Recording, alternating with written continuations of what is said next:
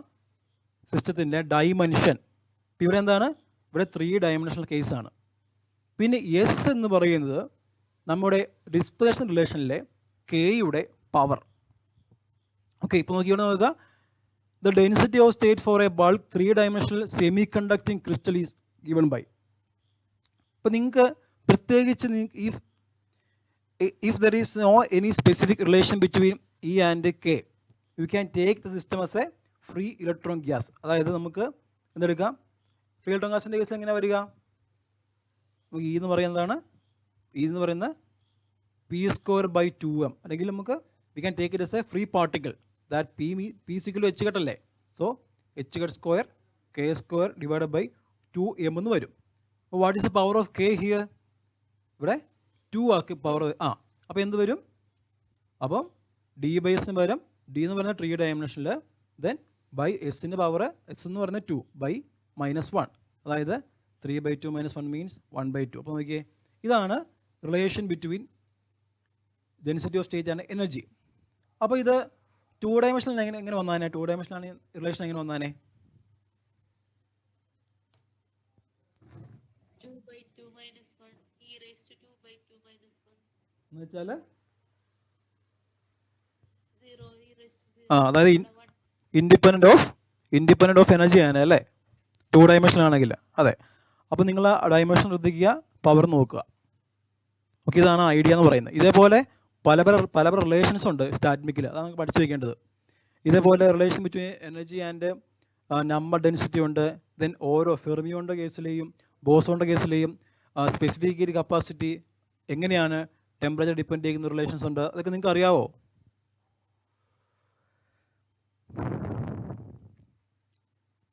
അതായത് specific heat capacity എന്ന് പറയുന്നത് ബോസോണിൻ്റെ കേസിൽ എന്താണ്, T³ ആയിരിക്കും.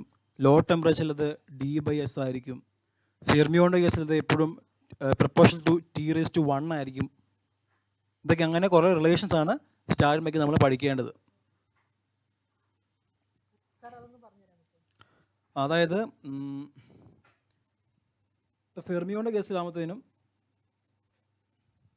ബോസോണിൻ്റെ കേസിൽ എന്ന് പറയുന്നത് C പ്രപ്പോർഷൻ ടു T³ ആണ്. ഇനി ടെമ്പറേച്ചർ ലോ ടെമ്പറേച്ചർ ആണെങ്കിൽ അത് പ്രപ്പോർഷൻ ടു T⁻D/S ആയിരിക്കും. D എന്ന് പറയുന്നത് ഡയമെൻഷൻ, S എന്ന് പറഞ്ഞാൽ ഇപ്പോൾ പറഞ്ഞാൽ ആ കെയുടെ പവർ. ഇത് ലോ ടെമ്പറേച്ചറിൻ്റെ കേസിലാണ്, ലോ ടെമ്പറേച്ചർ. ഇനി ഫെർമിയോണിൻ്റെ കേസിൽ എപ്പോഴും പ്രപ്പോർഷൻ ടു T ആയിരിക്കും. അതേപോലെ നമ്മൾ ഇപ്പം പഠിച്ച ഈ ഡെൻസിറ്റി ഓഫ് സ്റ്റേറ്റിൻ്റെ റിലേഷൻ ഇല്ല, G of E proportion to e⁻D/S - 1 എന്നുള്ള റിലേഷൻ. അതേപോലെ ഇക്ക് റിലേഷൻ ഉണ്ട്. That is relation between E and അതായത് Fermi energy and number density N or rho. അതെന്ന് പറയുന്നത് N⁻S/D ആയിരിക്കും. S എന്ന് പറയുന്നത് ഈ പറഞ്ഞ കെയുടെ പവർ, D എന്ന് പറയുന്ന ഡയമെൻഷൻ ഓഫ് ദ സിസ്റ്റം. അതേപോലെ ഫേസ് സ്പേസിനെ പറ്റി നിങ്ങൾക്ക് അറിയാവോ? എന്താണ് ഫേസ് സ്പേസിൻ്റെ ഐഡിയ? എന്താണ്? 6 dimensional ഒരു 6 ഡയമെൻഷണൽ സ്പേസ് ആണ് ഫേസ് സ്പേസ് എന്ന് പറയുന്നത്. അപ്പോൾ ആ ഫേസ് സ്പേസിനകത്ത് 6 ഡയമെൻഷൻ ആണെങ്കിൽ അതിൻ്റെ ഒരു ഫേസ് സെല്ലിന് വോളിയം എത്രയായിരിക്കും?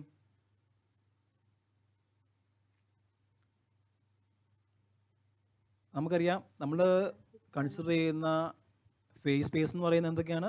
പൊസിഷനും ഉണ്ട്, മൊമെൻറ്റും ഉണ്ട്. അതാണ് അതിൻ്റെ കോർഡിനേറ്റ്സ് എന്ന് പറയുന്നത്. ആ സ്പേസിനകത്ത് ഒരു ഫേസിലാണ് നമ്മൾ നമ്മുടെ മാക്രോ സ്റ്റേറ്റ് എന്ന് പറയുന്നത്. ആ ഫേസ് ഫില്ലിൻ്റെ ഒരു വോളിയം എത്രയായിരിക്കും? 6 ഡയമെൻഷണൽ ഫേസ് സ്പേസ് ആണെങ്കിൽ എത്രയാ? H³ ആയിരിക്കും. 6 ഡയമെൻഷൻ ആണെങ്കിൽ H³ ആയിരിക്കും. 4 ഡയമെൻഷൻ ആണെങ്കിൽ H² ആയിരിക്കും. 2 ഡയമെൻഷൻ ആണെങ്കിൽ H ആയിരിക്കും. H⁻N ആയിരിക്കും ഫേസ് സെല്ലിൻ്റെ വോളിയം എന്ന് പറയുന്നത്. അത് നിങ്ങൾ നോട്ട് ചെയ്ത് വെക്കണം കേട്ടോ. ഇതൊക്കെയാണ് സ്റ്റാറ്റ്മിക്കിലെ ഇമ്പോർട്ടൻ്റ് ആയ കാര്യങ്ങൾ എന്ന് പറയുന്നത്. ഇതിൻ്റെ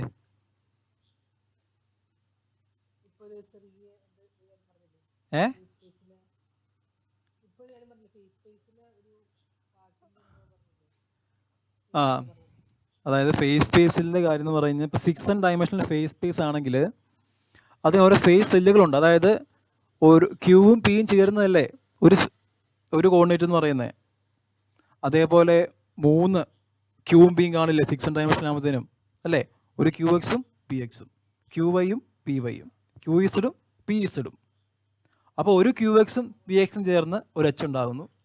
QYയും പിയും ചേർന്ന് വേറൊരു H ഉണ്ടാകുന്നു. കാരണം നമ്മൾ എന്താണ് H എങ്ങനെ ഉണ്ടാകുന്നത് ചോദിച്ചു കഴിഞ്ഞാൽ വട്ട് ഈസ് അൺസെറ്റിൽഡ് റിലേഷൻ എന്താണ് നമുക്കറിയാവുന്നത്? ΔQ × ΔP is equal to approximately H അല്ലേ? അപ്രോക്സിമേറ്റ്ലി അല്ലെങ്കിൽ H/4π അല്ലെങ്കിൽ H അല്ലേ? അപ്പോൾ ഒരു QXും PXും ചേർന്ന് H ഉണ്ടാകുന്നു.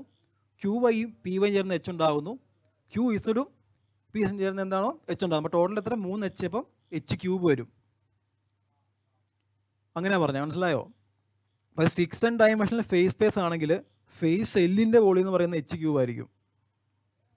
4 ഡയമെൻഷണൽ ആണെങ്കിൽ H² ആയിരിക്കും. Okay,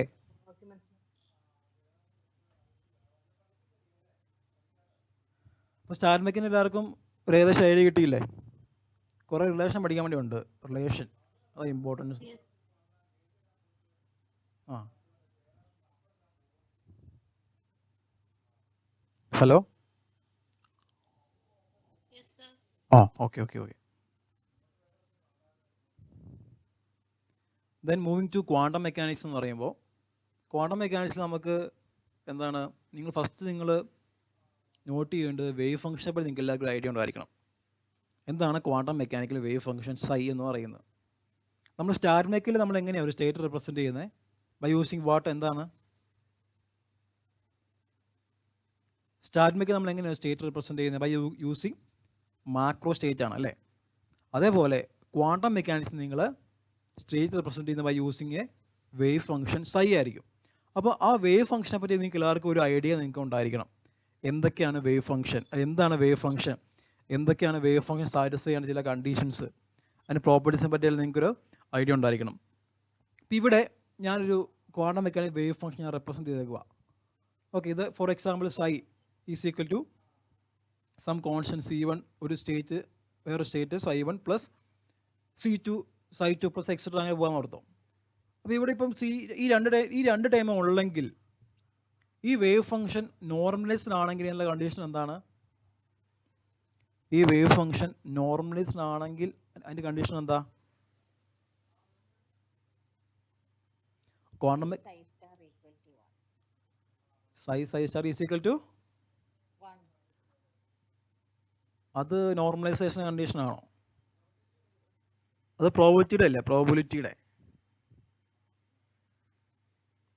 quantum mechanical wave function എപ്പോഴും നോർമലൈസ്ഡ് ആയിരിക്കണം. അപ്പോൾ ഞാൻ പറഞ്ഞ ഈ വേവ് ഫംഗ്ഷൻ പ്രകാരം നോർമലൈസ്ഡ് ആകാനുള്ള കണ്ടീഷൻ എന്താ? Coefficient into square ആ one.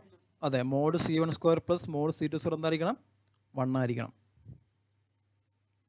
അതായത് അപ്പോൾ അത് നോർമലൈസ്ഡ് ആണെങ്കിൽ ഇപ്പോൾ ഇത് നോർമലൈസ്ഡ് ആണ് വിചാരിക്കുക. അതായത് മോഡ് C1 സ്ക്വയറും മോഡ് C2 സ്ക്വയറും ഞാൻ ഫോർ എക്സാമ്പിൾ കാണിച്ചു തന്നാൽ ഇപ്പം ഇത് 1/√2 ψ1 പ്ലസ് 1/√2 ψ2 എന്ന വേവ് ഫംഗ്ഷൻ ആണെങ്കിൽ നോർമലൈസ്ഡ് ആണോ? 1/√2 സ്ക്വയർ ചെയ്യുക പ്ലസ് 1/√2 സ്ക്വയർ ചെയ്യുക, എത്ര കിട്ടും? 1/2 plus that is 1. This is a normalized wave function. Okay, അപ്പോൾ അങ്ങനെ നിങ്ങൾ ചെക്ക് ചെയ്യണം വേവ് ഫംഗ്ഷൻ തന്നു കഴിഞ്ഞിട്ടുണ്ടെങ്കിൽ. ഫസ്റ്റ് അങ്ങനെ അതാണ് നോക്കേണ്ടത്, is it normalised or not. Okay, അപ്പോൾ പിന്നെ അതുപോലെയാണ് ഇപ്പം പറഞ്ഞ പോലെ പ്രോബിലിറ്റിയുടെ വാല്യൂ. അപ്പം ഈ വേവ് ഫംഗ്ഷൻ നോർമലൈസ്ഡ് ആണെന്ന് വിചാരിക്കുക. If the wave function normalised, what is the probability? നമ്മൾ മെഷർമെൻറ്റ് ചെയ്ത് കഴിയുമ്പോഴത്തേനും ψ1 കിട്ടുന്ന പ്രോബിലിറ്റി അപ്പോൾ എത്രയായിരിക്കും? What will be the probability to get the state get ψ1? എത്രയായിരിക്കും?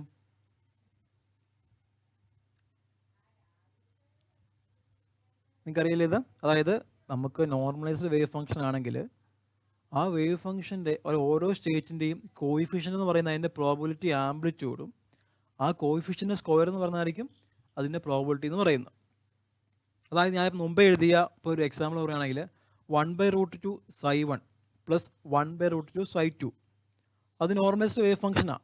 അപ്പോൾ അവിടെ ψ1 കിട്ടാനുള്ള പ്രോബിലിറ്റി എന്ന് പറയുന്നത് 1/√2ൻ്റെ സ്ക്വയർ, അതായത് 1/2 ആ.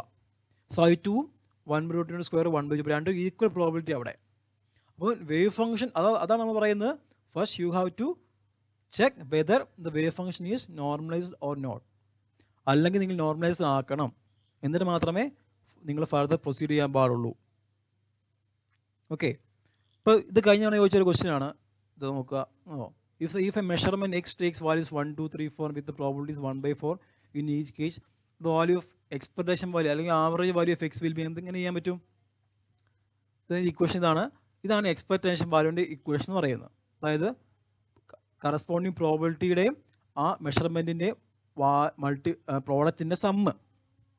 അതായത് ഇവിടെ എത്ര മെഷർമെൻറ്റ് വാല്യൂസ് എത്രയാണ്? 1, 2, 3, 4 വിത്ത് ഈച്ച് പ്രോബിലിറ്റി 1/4. എല്ലാത്തിൻ്റെയും പ്രോബിലിറ്റി 1/4 ആണ്. സോ എങ്ങനെ കണ്ടുപിടിക്കാൻ പറ്റും? Probability 1/4 into measurement value, first value 1 plus അടുത്ത മെഷർമെൻറ്റ് വാല്യൂ 2, അതിൻ്റെ പ്രോബിലിറ്റി 1/4 അതിൻ്റെ 1/4 തന്നെ. 1/4 into 2 പ്ലസ് അടുത്ത മെഷർമെൻറ്റ് വാല്യൂ 3, അതിൻ്റെ പ്രോബിലിറ്റി 1/4 തന്നെ, 1/4 into 3 പ്ലസ് അടുത്ത മെഷർമെൻറ്റ് 4, അതിൻ്റെ പ്രോബിലിറ്റി 1/4 into 4. ഇതാണ് അതായത് പ്രോബിലിറ്റി ഇൻറ്റു മെഷർമെൻറ്റ് വാല്യൂവിൻ്റെ സമ്മിൻ പ്രോഡക്റ്റിൻ്റെ സമ്മായിരിക്കും എക്സ്പെക്ടേഷൻ വാല്യൂ അല്ലെങ്കിൽ average value of the measurement എന്ന് പറയുന്നത്. ഓക്കെ, ഇങ്ങനെയാണ് ഇത് ചെയ്യേണ്ടത്. ആൻസർ 5/2 എന്ന് വരും. അതൊക്കെ മനസ്സിലായോ ഇത്? Okay okay. പിന്നെ ക്വാണ്ടം മെക്കാനിക്സിലെ ചില ഇമ്പോർട്ടൻ്റ് ആയിട്ടുള്ള പ്രോബ്ലംസ് ഉണ്ട്. അതായത് particle in a box problem, harmonic oscillator problem, hydrogen atom problem, Pauli spin matrices, പിന്നെ ഡിഫറെൻറ്റ് ആംഗുലർ മൊമെൻ്റം റിലേഷൻ. ഇതൊക്കെ നിങ്ങൾക്ക് അറിയാമോ? ഇല്ല. അപ്പം പാർട്ടിക്കിളിൻ്റെ ബോക്സിൻ്റെ കേസ് നിങ്ങൾ മെയിനായിട്ട് നോക്കേണ്ടത് ആ പാർട്ടിക്കിളിൻ്റെ ബോക്സിൻ്റെ കേസിൽ ആ വേവ് ഫംഗ്ഷൻ്റെയും അതിൻ്റെ എനർജി ഐഗൻ വാല്യൂ നിങ്ങളൊന്ന് നോട്ട് ചെയ്ത് വെക്കുക. ഇതാണ് പാർട്ടിക്കിളിൻ്റെ ബോക്സിൻ്റെ കേസിൽ അതിൻ്റെ സ്റ്റേറ്റ് റെപ്രസെൻ്റ് ചെയ്യുന്ന വേവ് ഫംഗ്ഷൻ്റെ വാല്യൂ, അതിൻ്റെ എനർജി ഐഗൻ വാല്യൂവിൻ്റെ expression. In the case of harmonic oscillator it is n+12 h⁻ω. ഇതാണ് അതിൻ്റെ എനർജി. ഈ ഹാർമോണിക് ഓസിലേറ്റർ കേസിലെ വേവ് ഫംഗ്ഷൻ വന്ന ഭയങ്കര ഒരു ലെങ്തി ആയിട്ടുള്ള ഒരു വലിയ വേവ് ഫംഗ്ഷൻ. അപ്പോൾ നിങ്ങളത് പഠിക്കേണ്ട ആവശ്യമില്ല. ഇതതിൻ്റെ just energy eigen value note ചെയ്ത് വെക്കുക for the case of harmonic oscillator. And in the case of hydrogen atom problem നമുക്ക് എല്ലാവർക്കും അറിയാലോ ഇതല്ലേ. This is the energy eigen value at is -13.6 divided by n² electron volt ആയിരിക്കും അതിൻ്റെ energy eigen value എന്ന് പറയുന്നത്. ഇതതിൻ്റെ ഗ്രൗണ്ട് സ്റ്റേറ്റിൻ്റെ എന്താണ് wave function form. ഇപ്പോൾ കഴിഞ്ഞ കൊണ്ട് ക്വസ്റ്റ്യൻ ഉണ്ടായിരുന്നു. ഇവിടെ എ എന്ന് പറയുന്ന ബോർ റേഡിയസ് ആണ്, ആർ എന്ന് പറയുന്ന ആ ഹൈഡ്രജൻ ആറ്റം ഇപ്പോൾ ഇരിക്കുന്ന ഡിസ്റ്റൻസ്, എ എന്ന് പറയുന്ന ബോർ റേഡിയസ്. ഇപ്പോൾ കഴിഞ്ഞ കൊണ്ട് ക്വസ്റ്റ്യൻ ഉണ്ടായിരുന്നു ഹൈഡ്രജൻ ആറ്റത്തിൻ്റെ കേസിൽ ഗ്രൗണ്ട് സ്റ്റേറ്റിൽ ഇരിക്കുമ്പോൾ അത് ബോർ റേഡിയസിന് അതായത് എയ്ക്ക് പുറത്തിരിക്കാനുള്ള പ്രോബിലിറ്റി എത്രയാണ്, അല്ലെങ്കിൽ അകത്തിരിക്കാനുള്ള പ്രോബിലിറ്റി എത്രയാണ് ചോദ്യം ഉണ്ടായിരുന്നു. നിങ്ങൾക്ക് അതിൻ്റെ ആൻസർ അറിയാമോ? അതായത് ശ്രദ്ധിക്കുക, ഒരു ഹൈഡ്രജൻ ആറ്റം കേസിൽ ഗ്രൗണ്ട് സ്റ്റേറ്റിൽ പാർട്ടിക്കിൾ എപ്പോഴും അല്ലെങ്കിൽ ഇലക്ട്രോൺ എപ്പോഴും അതിൻ്റെ ബോർ റേഡിയസിന് പുറത്ത് കാണാൻ പ്രോബിലിറ്റി കൂടുതൽ. അത് ഏകദേശം 63% ആയിരിക്കും പുറത്ത് കാണാനുള്ള പ്രോബിലിറ്റി. അകത്തുള്ള പ്രോബിലിറ്റി എന്ന് പറയുന്നത് 37% ആയിരിക്കും. നോട്ട് ചെയ്ത് വെക്കുക. ഹൈഡ്രജൻ ആറ്റം കേസിൽ ഇലക്ട്രോൺ ഗ്രൗണ്ട് സ്റ്റേറ്റിൽ നോക്കുമ്പോൾ ബോർ റേഡിയസിന് പുറത്ത് കാണുന്ന പ്രോബിലിറ്റി ആയിരിക്കും കൂടുതൽ, അത് 63%. അകത്തുള്ള പ്രോബിലിറ്റി 37% ആയിരിക്കും. പിന്നെ നമ്മുടെ 3 പോളി സ്പിൻ മെട്രിക്സിൻ്റെ ഫോം നിങ്ങൾക്ക് എല്ലാവർക്കും അറിയാമല്ലോ. ഇതാണ് 3 പോളി സ്പിൻ മെട്രിക്സസ്. പിന്നെ ഇവയ്ക്ക് പല പല പ്രോപ്പർട്ടീസ് ഉണ്ട്. എല്ലാവർക്കും അറിയാം. കുറച്ച് പ്രോപ്പർട്ടീസ് ഞാൻ പറിച്ച് വയ്ക്കുന്നത്, അതായത് ട്രേസ് എപ്പോഴും 0 ആയിരിക്കും, ട്രേസ് എപ്പോഴും 0 ആയിരിക്കും, ഡിറ്റർമിനൻ്റ് എപ്പോഴും -1 ആയിരിക്കും. അതൊക്കെ നിങ്ങൾക്ക് എല്ലാവർക്കും അറിയാമല്ലോ. അതൊക്കെ നോട്ട് ചെയ്ത് വെക്കുക. Then different angular momentum vectors relation. ഇത് കുറച്ച് 3 റിലേഷൻ എഴുതിയെന്നുള്ളൂ. ഇത് തിരിഞ്ഞായ LX LY എന്ന് പറയുന്ന IH⁻LZ. അത് തിരിച്ച് LY LX ആയാൽ -IH⁻LZ. കാരണം ഇത് ആൻറ്റി കമ്മ്യൂട്ടിങ് ആൻറ്റി കമ്മ്യൂട്ടേറ്റീവ് ആണ്. അപ്പോൾ അങ്ങനെ കുറേ റിലേഷൻ നിങ്ങൾ നോട്ട് ചെയ്ത് വെക്കുക നിങ്ങൾ ആംഗുലർ മൊമെൻറ്റത്തിൻ്റെ. Then coming to mathematical methods in physics syllabus നോക്കുമ്പോൾ നമുക്കിവിടെ 3 ടോപ്പിക്കുകൾ അവിടെ ആകെ. ഒന്ന് ഫൊറിയർ സീരീസ് അല്ലെങ്കിൽ Fourier transform, 2 special function, 3 complex analysis. ഇത് 3 ഉള്ളൂ നമ്മുടെ സിലബസ് നമുക്ക് പഠിക്കാൻ വേണ്ടി ഉള്ളൂ. ഫൊറിയർ സീരീസ്, ഫൊറിയർ ട്രാൻസ്ഫോം അല്ലെങ്കിൽ Fourier analysis, then special functions, then complex analysis. പിന്നെ നമ്മൾ കഴിഞ്ഞ തവണ PSC ആയതുകൊണ്ട് തന്നെ എന്താണ് പ്രത്യേകം പറയുന്നുണ്ട്, സിലബസിനുള്ളത് മാത്രമല്ല പുറത്തുനിന്നും അല്ലെങ്കിൽ നിങ്ങൾ അല്ലാതെ അതായത് നിങ്ങൾ MSc പഠിച്ചതെല്ലാം നിങ്ങൾക്ക് എക്സ്പെക്ട് ചെയ്യാൻ പ്രത്യേകം പറയുന്നുമുണ്ട്. അതുകൊണ്ട് തന്നെ അവർ എന്ത് ചെയ്തു, മെട്രിക്സിൽ നിന്നും കഴിഞ്ഞ തവണ ഒരു ക്വസ്റ്റ്യൻ ഉണ്ടായിരുന്നു. ആ ക്വസ്റ്റ്യനാണ് ഞാൻ ഇവിടെ കൊടുത്തേക്കുന്നത്. ഇതൊക്കെ എല്ലാം എളുപ്പമാണ്. അതായത് ഇതൊരു 2x2 സ്ക്വയർ മെട്രിക്സാണ്. ഇവിടെ നിങ്ങൾക്ക് 2 പോയിന്റ് നിങ്ങൾ നോട്ട് ചെയ്താൽ മതി. അതായത് മെട്രിക്സിൻ്റെ ഐഗൻ വാല്യൂസിൻ്റെ സം എന്ന് പറയുന്നത് ആ മെട്രിക്സിൻ്റെ ട്രേസ് ആയിരിക്കും, പ്രോഡക്റ്റ് എന്ന് പറയുന്ന മെട്രിക്സിൻ്റെ ഡിറ്റർമിനൻറ്റും ആയിരിക്കും. ഈ 2 പോയിന്റ് നിങ്ങൾക്ക് അറിയാമെങ്കിൽ നിങ്ങൾക്ക് you can choose the answer from the given options. ഇവിടെ ഏത് ആൻസർ വരിക? ഈ തന്നിരിക്കുന്ന സി. നോക്കുക, ഇവിടെ എത്രയാണ് ട്രേസ് എന്ന് പറയുന്നത്? എത്രയാണ് ഇവിടെ ട്രേസ് എന്ന് പറയുന്നത്? 2 + 2 4 trace. Trace means sum of diagonal elements. അതാണ് ട്രേസ് എന്ന് പറയുന്നത്. ഇപ്പോൾ 2 + 2 4 ട്രേസ് എന്ന് പറയുന്നത്. അപ്പോൾ എന്തായിരിക്കണം? സം ഓഫ് ഐഗൻ വാല്യൂസ് എത്ര ആയിരിക്കണം? 4 വരണം. ഓപ്ഷൻ എ 4 വരുമോ? ഓപ്ഷൻ 0 ആയി പോകും. ഓപ്ഷൻ ബി കൂട്ടുമ്പോൾ 2 ആണ്. ഓപ്ഷൻ സി കൂട്ടുമ്പോൾ 4 വരുന്നുണ്ട്. ഓപ്ഷൻ ഡി കൂട്ടുമ്പോൾ -4 വരുന്നത്. അപ്പോൾ ഓപ്ഷൻ സി ആയിരിക്കും ആൻസർ. ഇതിലേക്ക് പോകേണ്ട പോലും വന്നില്ല. ഫസ്റ്റ് ഐഡിയയുടെ നമുക്ക് ആൻസർ കിട്ടി. അതൊക്കെ എല്ലാം ചെയ്തോണം. ഓക്കെ. ദെൻ സ്പെഷ്യൽ ഫംഗ്ഷൻ നോക്കുക. ഈ പോലെ നോക്കിക്കേ. നമുക്കറിയാം സ്പെഷ്യൽ ഫംഗ്ഷൻ നമുക്ക് ഏതൊക്കെയാണ് നമുക്കുള്ളത്? നമുക്ക് ലെജൻഡറി പോളിനോമിയൽ ഉണ്ട്. ലെജൻഡറി പോളിനോമിയൽ ഉണ്ട്, ലാഗുരെ പോളിനോമിയൽ ഉണ്ട്, ഹെർമൈറ്റ് പോളിനോമിയൽ ഉണ്ട്, ദെൻ ബെസൽ ഫംഗ്ഷൻ ഉണ്ട്. ബെസൽ പോളിനോമിയൽ അല്ല, Bessel function is not a polynomial, it is a series. So ഇതിൽ ഏതായിരിക്കും ആൻസർ വരിക?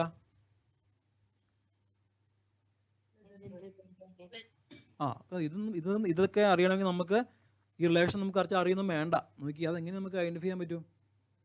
നോക്കുക. ലാഗോറി ആകുമ്പോൾ എങ്ങനെ റിപ്രസെന്റ് ചെയ്യുന്നത്? Ln of x ആയിരിക്കും അല്ലേ? ഹെർമൈറ്റ് ആകുമ്പോൾ Hn of x ആയിരിക്കും. ലെജൻഡറി പോളിനോമിയൽ ആകുമ്പോഴാണ് എന്ത്? Pn of x വരിക. ബെസൽ ആകുമ്പോൾ എന്താണ്? Jn of x കണ്ടോ? അപ്പോൾ ഈ ഹെർമൈറ്റ് ലാഗോറി റെപ്രസെന്റ് ചെയ്യുന്നത്, ലെജൻഡറി പോളിനോമിയൽ റെപ്രസെന്റ് ചെയ്യുന്നത് Pn of x എന്ന് അറിയാവുന്നവർക്കാണെങ്കിൽ ഒന്നും നോക്കണ്ട, ബി എങ്ങനെ മാർക്ക് ചെയ്തായിരുന്നു കണ്ടോ? ആ റിലേഷൻ കറക്റ്റ് അറിഞ്ഞിരിക്കേണ്ട ആവശ്യമൊന്നും ഇല്ലായിരുന്നു. അതുപോലെ തന്നെ ബെസൽ ഫംഗ്ഷൻ ഒരു പ്രോബ്ലമാണ്. Bessel function of a second kind is also known as Neumann function ആയിരിക്കും. ഗാമയല്ല, ബീറ്റയല്ല, ജനറേറ്റീവ് ഫംഗ്ഷൻ എന്ന് പറയുന്ന എല്ലാത്തിനും ഉള്ള ഒരു ഫംഗ്ഷനാണ്. ന്യൂമാൻ ഫംഗ്ഷൻ ആയിരിക്കും Bessel function of second kind is known as എന്ന് പറയുന്നത്. പിന്നെ നോക്കുക, നമ്മുടെ കോംപ്ലക്സിലെ ഒരു ഫണ്ടമെൻ്റൽ ആയിട്ടുള്ള ഇക്വേഷൻ ആണ് അല്ലേ? കോംപ്ലക്സ് അനാലിസിസ് വളരെ കൂടുതൽ നമുക്ക് പഠിക്കാൻ വേണ്ടി ഉണ്ട്. പക്ഷേ കഴിഞ്ഞ ക്വസ്റ്റ്യനൊന്നും അങ്ങനെ കാര്യമായിട്ട് ചോദിച്ച് കണ്ടിട്ടില്ല. കോംപ്ലക്സ് എന്ന് പറയുന്നത് ഒരു വൈഡ് ഏരിയയാണ്. അവിടെ കോഷി റിയമാൻ കണ്ടീഷൻ വരുന്നുണ്ട്, കോഷി റെസിഡ്യൂ തിയറം വരുന്നുണ്ട്, കോഷി ഇന്റഗ്രൽ ഫോർമുല വരുന്നുണ്ട്. അതുപോലെ കുറേ പ്രോബ്ലംസ് ഒക്കെ ചെയ്യാൻ വേണ്ടി ഉണ്ട്. നിങ്ങൾക്ക് എല്ലാം അറിഞ്ഞിരിക്കേണ്ട ഒരു കാര്യമാണ് കോഷി റീമാൻ കണ്ടീഷൻ എന്ന് പറയുന്നത്. എന്തിനാണ് നമ്മൾ കോഷി റീമാൻ കണ്ടീഷൻ യൂസ് ചെയ്യുന്നത്? To check whether the given complex function is analytic or not. ഇപ്പോൾ ഇത് ഏതാ കണ്ടീഷന്? കോഷി റീമാൻ കണ്ടീഷൻ എ ആണോ, ബി ആണോ, സി ആണോ, ഡി ആണോ?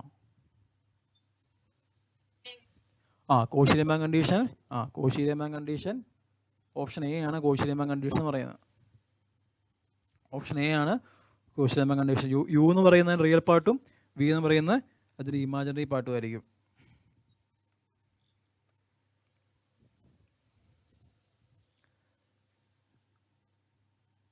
ഓക്കെ, അപ്പോൾ നമുക്ക് പെട്ടെന്ന് പറഞ്ഞു പോകാം. ദെൻ കമ്മിങ് ടു ഇലക്ട്രോണിക്സിൽ നിങ്ങൾ നോക്കുമ്പോൾ മെയിനായിട്ട് 2 ടോപ്പിക്കാണ് ഉള്ളത് പഠിക്കാൻ വേണ്ടിയുള്ളത്. ഒന്ന് FET അല്ലെങ്കിൽ ഫീൽഡ് എഫക്ട് ട്രാൻസിസ്റ്ററും, 2 ഓപ്പ് ആംസ് എന്ന് പറയുന്നത്. ഈ FETക്ക് ഒരു ഇക്വേഷൻ ഇല്ലേ ഐഡിക്ക്? അത് ആർക്കെങ്കിലും അറിയാവോ? ഐഡിയുടെ ഇക്വേഷൻ ആർക്കെങ്കിലും അറിയാവോ?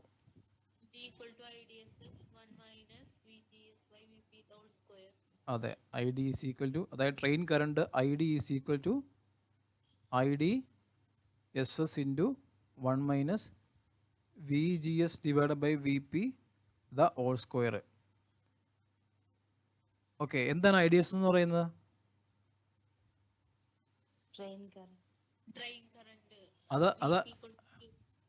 അത് ID അല്ലേ? Train current. എന്താണ് IDSS എന്ന് പറയുന്നത്? എന്താ? VP 0 ആവുന്ന സമയത്ത് ട്രെയിൻ കറണ്ട് ആണോ?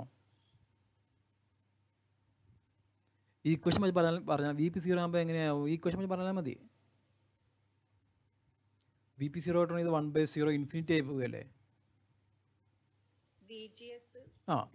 VGS 0 എന്ന സമയത്തെ കറണ്ട് ആണ് ഇത് IDSS എന്ന് പറയുന്നത്. അതായത് VGS 0 ആകുമ്പോൾ ID മാക്സിമം ആവും. അതാണ് IDSS എന്ന് പറയുന്നത്. അപ്പോൾ ഇതിന് ആൻസർ ഏതായിരിക്കും? ഈ ക്വസ്റ്റ്യൻ ആൻസർ ഏതാ പറഞ്ഞേ?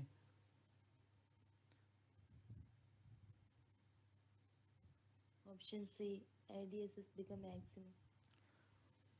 പക്ഷെ ഓപ്ഷൻ എയോ?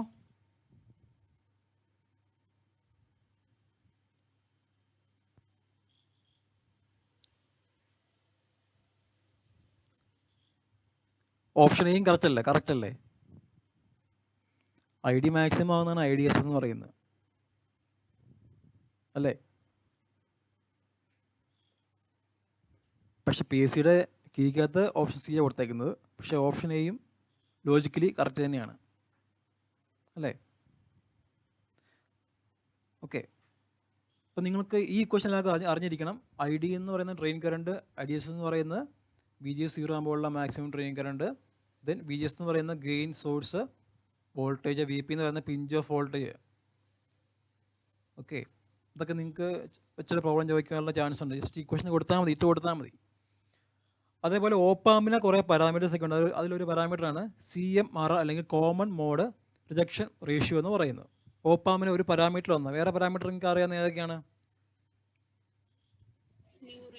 Slew rate. ആ ആ അത് നമ്മുടെ ഐഡിയൽ ഓപ്പാമിൻ്റെ പ്രത്യേകതകളല്ലേ?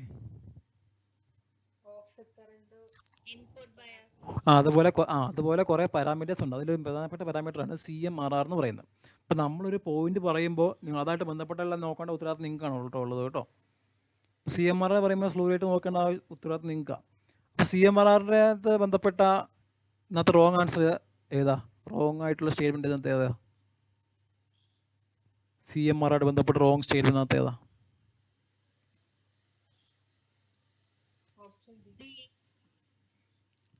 ഓപ്ഷൻ ഡിയോ? അതെന്താ കാരണം? ആ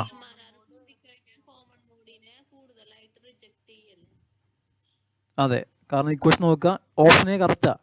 ആ ക്വസ്റ്റ്യൻ പ്രകാരം നോക്കുക, CMRR എന്ന് പറയുന്നത് AD/AC. AD എന്ന് പറയുന്ന ഡിഫറൻഷ്യൽ ഗെയിനും C എന്ന് പറയുന്നത് കോമൺ മോഡ് ഗെയിനുമാണ്. അപ്പോൾ CMRR കൂടുതലാണെങ്കിൽ അതിൻ്റെ അർത്ഥം എന്താ? ഇത് കുറവാണെന്ന് അർത്ഥം അല്ലേ? CMRR കൂടുകയാണെങ്കിൽ ഈ കോമൺ മോഡ് ഗെയിൻ കുറവാണെന്ന് അർത്ഥം. സോ അതെന്താണ്? അത് റിജക്റ്റ് ചെയ്യാനുള്ള ചാൻസ് കൂടുതലാണ്, ലോവർ അല്ല, ഹയർ ആണ്.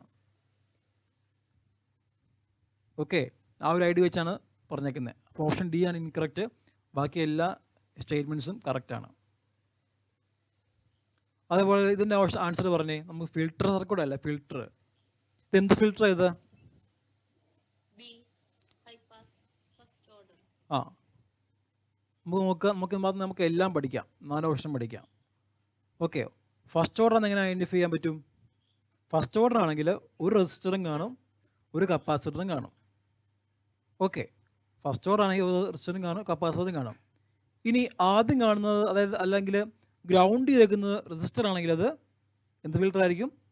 ഹൈ പാസ് ഫിൽട്ടർ ആയിരിക്കും.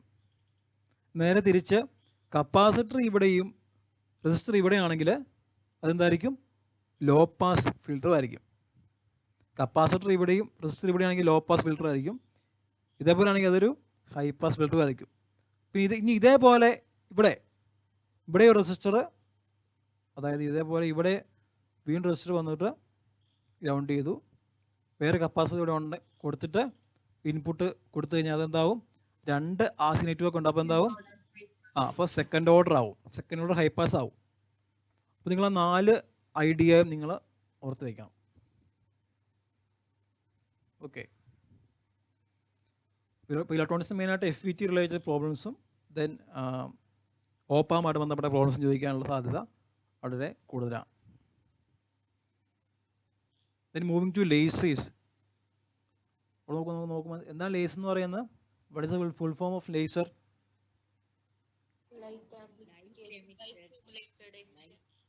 Light amplification by stimulated emission of radiation. Okay, lasing action start ചെയ്യാൻ വേണ്ടിയുള്ള കണ്ടീഷൻ എന്ന് പറയുന്നത് വേറെന്താണ്? Population inversion. പോപ്പുലേഷൻ ഇൻവേർഷൻ എങ്ങനെയാ ഉണ്ടാകുന്നത് എന്ന് വെച്ചാൽ അതിൻ്റെ കണ്ടീഷൻ എന്ന് പറയുന്നത്, അതായത് ഹയർ ലെവലിൽ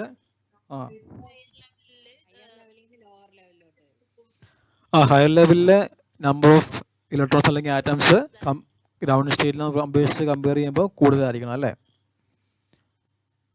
ഓക്കെ, അപ്പോൾ നമുക്ക് ടൈപ്പ് ഓഫ് ലേസേഴ്സ് കുറേ ഉണ്ട്. അല്ലെങ്കിൽ 3 ലെവലാകാം, അല്ലെങ്കിൽ 4 ലെവലൊക്കെ ആകാം. ഓക്കെ, അപ്പോൾ നിങ്ങൾ ഇത് നോട്ട് ചെയ്ത് വെക്കുക. ഇതാണ് കുറച്ച് 3 ലെവൽ ലേസറിൻ്റെ എക്സാമ്പിൾസ് ആണ് കൊടുത്തേക്കുന്നത്. ഒന്ന് റൂബി ലേസർ, റൂബി ലേസർ എന്ന് പറഞ്ഞാൽ ഇതാണ് അതിൻ്റെ കെമിക്കൽ ഫോർമുല എന്ന് പറയുന്നത്. ക്രോമിയം അലുമിനിയിലേക്ക് ക്രോമിയം ഡോപ്പ് ചെയ്തേക്കുന്നതാണ് റൂബി ലേസർ എന്ന് പറയുന്നത്. അപ്പോൾ ഇതിൻ്റെ ആക്റ്റീവ് മീഡിയം എന്ന് പറഞ്ഞാൽ എന്താണ്? ക്രോമിയം അയോൺ ആണ് ഇതിൻ്റെ ആക്റ്റീവ് മീഡിയത്തിലുള്ളത് കേട്ടോ. ക്രോമിയം അയോൺ ആണ് ഇതിൻ്റെ ആക്റ്റീവ് മീഡിയത്തിലുള്ളത്. ഇത് അതേപോലെയുള്ള ചില 3 ലെവൽ ലെവലിൻ്റെ ലേസറിൻ്റെ എക്സാമ്പിൾസ് ആണിത്. എർബിയം ഡോപ്ഡ് ഫൈബർ ആംപ്ലിഫയർ ഉണ്ട്. ഇട്ടർബിയം ഡോപ്ഡ് YAG, അതായത് ഇട്രിയം അലുമിനിയം ഗാർണറ്റ് എന്ന് പറഞ്ഞാൽ YAG, ഇത് ഇട്ടർബിയം ഡോപ്ഡ് ആണ്. ദെൻ തുളിയം ഡോപ്ഡ് ഗ്ലാസസ് ഒക്കെ 3 ലെവൽ സിസ്റ്റത്തിന് എക്സാമ്പിളാണ്. അതേപോലെ എക്സാമ്പിളാണ് 4 ലെവലിന് എക്സാമ്പിൾ ആണെന്നാണ് neodymium doped YAG and helium neon ലേസറൊക്കെ എന്തിന് എക്സാമ്പിളാണ്? 4 ലെവൽ ലേസേഴ്സിന് എക്സാമ്പിളാണ്. അതൊക്കെ നോട്ട് ചെയ്ത് വെക്കണം, ലേസറിൻ്റെ ബന്ധപ്പെട്ട കാര്യങ്ങൾ. ദെൻ ഉണ്ടോ, ഇതൊരു ഒപ്റ്റിക്കൽ ഫൈബറിലെ ഒരു ഇമ്പോർട്ടൻ്റ് ആയിട്ടുള്ളൊരു പ്രോബ്ലമാണിത്. അതായത് നമ്മുടെ the mean optical power launched into an 8 kilometer long fiber that has no connectors or splices is 100 microwatt, and if the mean optical power at the fiber output is 10 microwatt, then the overall signal attenuation in decibels. ഇപ്പം സാധാരണഗതിയിൽ അറ്റനുവേഷൻ്റെ ആൽഫയുടെ equation എന്ന് പറയുന്നത് 10/L length into log PI divide by PL ആണ് in decibel. അപ്പോൾ നമുക്കിവിടെ ലെങ്തിൻ്റെ ആവശ്യമില്ല, കാരണം നമുക്ക് ചോദിക്കുന്നതാണ് we have to calculate the overall signal attenuation ചോദിച്ചേക്കുന്നത്. അപ്പോൾ ലെങ്ത് ഇവിടെ കൺസിഡർ ചെയ്യേണ്ട ആവശ്യമില്ല. അല്ലെങ്കിൽ നിങ്ങൾക്ക് ചെക്ക് ചെയ്ത് നോക്കാം, ലെങ്ത് വെച്ച് നിങ്ങൾക്ക് ഫൈൻഡ് ചെയ്ത് നോക്കാം, ആൻസർ ഫൈൻഡ് ചെയ്ത് നോക്കാം. ജസ്റ്റ് സിമ്പിളായിട്ടുള്ളൊരു പ്രോബ്ലം ആയിരുന്നു, നമുക്ക് ഈസി ആയിട്ട് ചെയ്യാൻ പറ്റുന്നു. നോക്കി, കാൽക്കുലേറ്റർ ഒന്നും വേണ്ടായിരുന്നു. ഓക്കെ, ഇതാണ് ഫോർമുല, എല്ലാം നോട്ട് ചെയ്ത് നോക്കുക. 10 into log PI by PL. 10 log PI എന്ന് പറയുന്നത് ഇവിടെ എത്രയാണ്? 100. PL എന്ന് പറയുന്നത് ഔട്ട്പുട്ടിലെ 10. അപ്പം ലോഗ് 100/10 എന്ന് പറയുന്നത് 100 ലോഗ് 10. ലോഗ് 10 എത്രയാണ്? 1 അല്ലേ? അപ്പോൾ 10 ഇൻറ്റു 1 10 dB ആണ് ആൻസർ വരിക. ഇതൊരു ഒപ്റ്റിക്കൽ ഫൈബറിനകത്തെ ചോദിക്കാൻ പറ്റുന്ന ഒരു ന്യൂമറിക്കൽ പ്രോബ്ലമാണിത്. What is the value of attenuation? PIയും PL ഈക്വൽ ആണെങ്കിൽ അർത്ഥം എന്തായിരിക്കും? What if PI and PL are equal?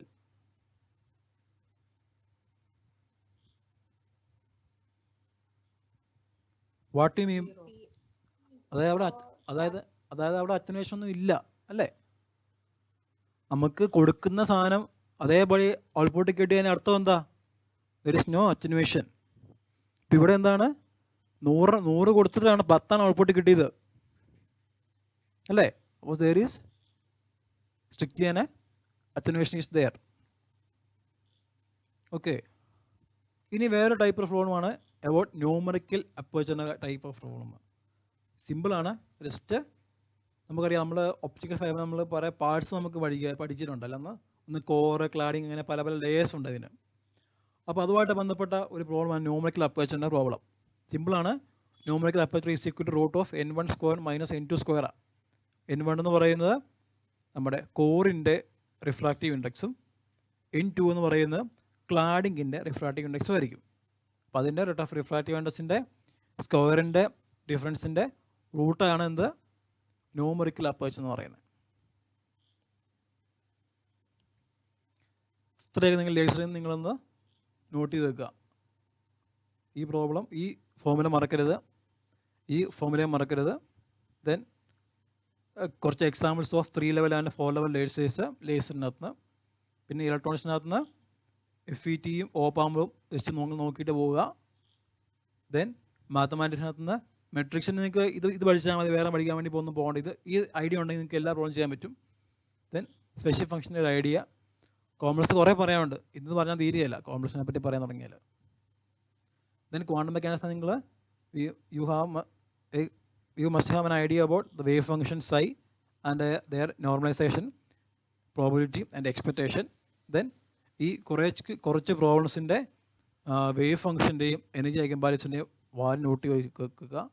Then stat മേക്കിൽ ഞാൻ പറഞ്ഞ കുറേ റിലേഷൻ ഉണ്ടല്ലേ. ഒന്ന് നമ്മുടെ ബേസിക് റിലേഷൻ, ദെൻ ഐഡിയൽ ഗ്യാസിൻ്റെയും ബോസ് ഗ്യാസിൻ്റെ കേസിലെയും ഐഡിയൽ ബോസ് ഗ്യാസിൻ്റെയും ഫെർമി ഗ്യാസിൻ്റെ കേസിലെയും ഡിസ്ട്രിബ്യൂഷൻ ഫംഗ്ഷൻ്റെ എക്സ്പ്രഷൻ, ദെൻ എന്താണ് ബോസ് സയൻസിങ് കണ്ടൻസേഷൻ, ദെൻ കുറേ റിലേഷൻ നമ്മൾ പറഞ്ഞല്ലേ, ഡെൻസിറ്റി ഓഫ് സ്റ്റേറ്റിനെ പറഞ്ഞു, ഫെർമി എനർജിയുടെ പറഞ്ഞു, ദെൻ സീരിയലെ പറഞ്ഞു. ഒക്കെ റിലേഷൻ നിങ്ങൾ തന്നെ നോട്ട് ചെയ്ത് വെക്കണം. പിന്നെ അബൌട്ട് ഫേസ് സ്പേസിനെ പറ്റി നിങ്ങൾക്ക് ഒരു ഐഡിയ ഉണ്ടായിരിക്കണം. ഫേസ് സ്പേസ്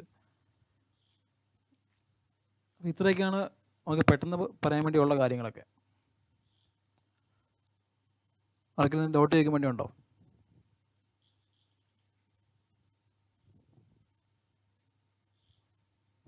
എല്ലാ സബ്ജക്റ്റിലും അവസാനത്തെ കുറച്ച് ടോപ്പിക്സ് ഒരു ഹയർ ലെവൽ ടോപ്പിക്സ് ഉണ്ടല്ലോ. സ്റ്റാറ്റിലാണെങ്കിലും അതിന്ന് ക്വസ്റ്റ്യൻസ് അങ്ങനെ ചോദിച്ച് കണ്ടില്ല. ഈ സ്റ്റാർട്ട് ഉദ്ദേശിച്ചത് നിങ്ങൾ മാഗ്നറ്റിക് പ്രൊവിഹറല്ലേ ഉദ്ദേശിച്ചേ? അതൊന്നും റിലേറ്റീവ്സിന് ചോദിക്കാൻ സാധ്യത ഉണ്ട്. റിലേറ്റീവ്സ് മറ്റേ ക്ലെയിൻ ഗോൾഡൻ ഇക്വേഷനും ഡിറാക്ക് അതേപോലെ ഫെർമി ഗോൾഡൻ റോളൊക്കെ ഇല്ലേ, ടൈം ഡിപ്പെൻഡൻറ്റ് പെർട്ടർബേഷൻ ഒക്കെ ഇല്ല, അത് ചോദിക്കാൻ സാധ്യതയുണ്ട്. ഞാൻ ഇവിടെ പറയാത്തതാണ്.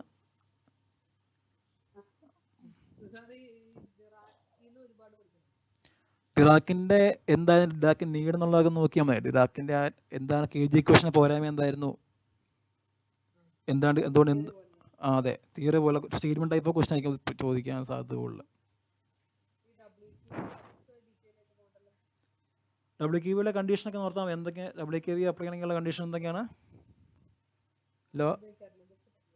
എന്തോ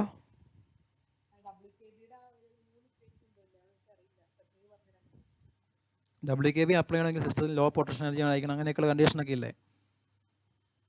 സ്ലോലി വേരിയും പൊട്ടൻഷ്യൽ ആയിരിക്കണം സിസ്റ്റത്തിന്, സ്ലോലി വേരിയും പൊട്ടൻഷ്യൽ ആയിരിക്കണം. അതേപോലെ ബോൺ അപ്രോസിമേഷൻ ചെയ്യണമെങ്കിൽ ഹൈ എനർജിയും ലോ പൊട്ടൻഷ്യലും ആയിരിക്കണം. പാർഷ്യൽ വേവ് ആണെങ്കിൽ നേരെ തിരിച്ച് ലോ എനർജിയും ഹൈ പൊട്ടൻഷ്യലും ആയിരിക്കണം. അങ്ങനെ ഓരോ കണ്ടീഷനൊക്കെ നിങ്ങളൊന്ന് നോട്ട് ചെയ്ത് വയ്ക്കുക. അതുപോലെ സ്റ്റേറ്റ്മെൻറ്റ് ടൈപ്പ് ക്വസ്റ്റ്യൻസ് ചോദിക്കാനുള്ള സാധ്യതയുണ്ട്. പിന്നെ ഉള്ളത് നമുക്ക് സമയം കളയാതെ 100 ക്വസ്റ്റ്യൻ ഉണ്ട്. നിങ്ങൾ നമുക്ക് കാണുമ്പോൾ എനിക്ക് കഴിഞ്ഞ എന്താ കട്ട് ഓഫ് എത്ര 50 ആയിരുന്നു എനിക്ക് തോന്നുന്നത് കേട്ടോ, 55 ആയെന്ന് തോന്നുന്നു. നമ്മൾ കാണുമ്പോൾ നമുക്ക് എല്ലാ ക്വസ്റ്റ്യനും നമുക്ക് അറിയാമെന്ന് തോന്നും. പക്ഷെ നിങ്ങൾ ശ്രദ്ധിച്ച് ആൻസർ ചെയ്യുക, കൺഫ്യൂഷനിൽ ചെയ്യാൻ വേണ്ടി നിൽക്കണ്ട. കാരണം നമുക്ക് നെഗറ്റീവ് അടിക്കും. നമ്മൾ കാണുമ്പോൾ തോന്നും കട്ട് ഓഫ് 90 മണ്ടയിലേക്ക് ആക്കി ഓർത്താലും ചിലപ്പോൾ അത്രയും വരാൻ ചാൻസ് കുറവാണ്.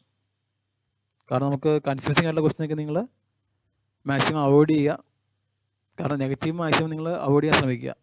ഉറപ്പുള്ള മാത്രം ചെയ്ത് പോവുക. പിന്നെ സമയം അഡ്ജസ്റ്റ് ചെയ്ത് എല്ലാ ക്വസ്റ്റ്യനും നിങ്ങൾ വായിച്ച് ഇരിക്കണം. അല്ലെങ്കിൽ നിങ്ങൾക്ക് ചിലപ്പോൾ 80 ക്വസ്റ്റ്യൻ വായിച്ചോണെങ്കിൽ 20 ക്വസ്റ്റ്യൻ നിങ്ങൾക്ക് അറിയാമെന്നാണെങ്കിൽ നിങ്ങൾക്ക് പോയില്ലേ. ബാക്കിയുള്ള 20 ക്വസ്റ്റ്യൻ 10 അറിയാമെങ്കിൽ 10 മാർക്ക് കൂടെ പോയി.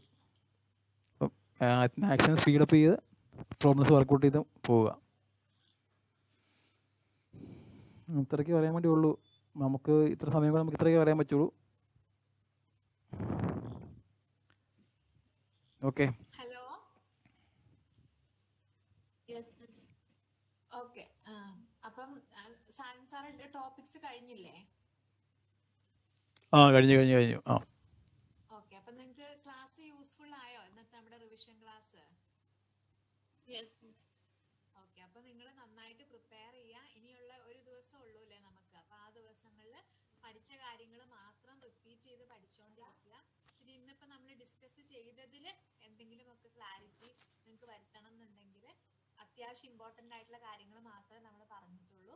അപ്പൊ അതിലെന്തെങ്കിലും ക്ലാരിറ്റി വരുത്തണമെങ്കിൽ ഇന്നും നാളെ ഇരുന്ന് അതൊക്കെ ഒന്ന് ശരിയാക്കി ധൈര്യമായിട്ട് എക്സാമിന് പോവുക കേട്ടോ. ടൈം നന്നായിട്ട് മാനേജ് ചെയ്യുക.